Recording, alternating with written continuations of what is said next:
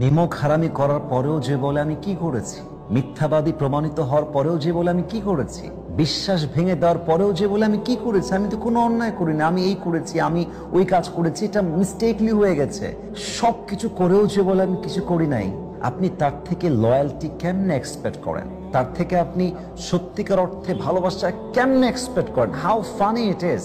মনে রাখবেন, सच्चे इंसान की मोहब्बत हमेशा सच्चे होते हैं और झूठे इंसान की मोहब्बत हमेशा झूठे होते हैं। जो सच्चे बोलते हैं वही सच्ची मोहब्बत कर सकते हैं, जो झूठे बोलते हैं उनकी मोहब्बत कभी भी सच्चा नहीं होता मेरे दोस्त।